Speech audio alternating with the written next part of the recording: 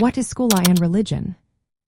Have you ever wondered how school law interacts with religion in our education system? This is a topic that many teachers and educational leaders need to navigate carefully. Let's break down some key points to understand this better. First, we have the Establishment Clause from the First Amendment. This clause makes it clear that public schools cannot promote or endorse any religion. As a teacher, it is essential to ensure that your teaching practices do not favor one religion over another. This means being neutral and objective when discussing religious topics in class. Next, we have the Free Exercise Clause, also part of the First Amendment.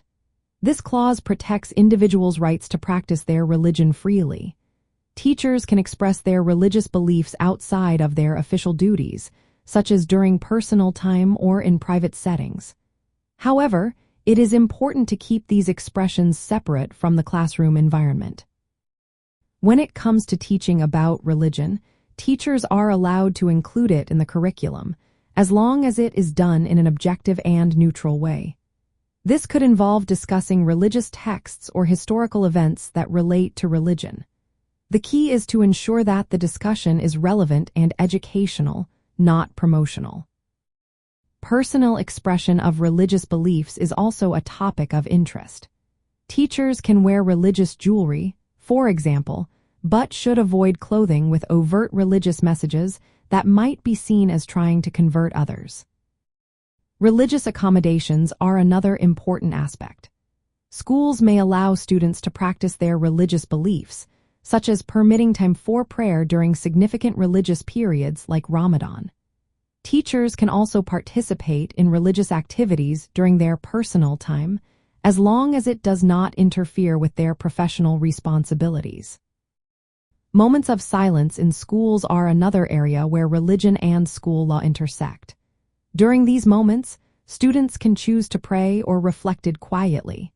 Teachers should not encourage or discourage students from praying during this time, maintaining a neutral stance. If students ask about a teacher's religious beliefs, it is generally best to redirect the conversation back to the lesson.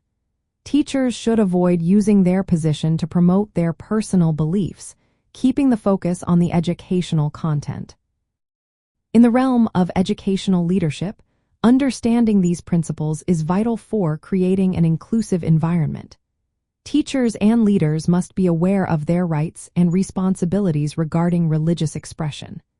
This knowledge helps ensure that actions align with school policies and legal guidelines, fostering a respectful learning atmosphere for all students.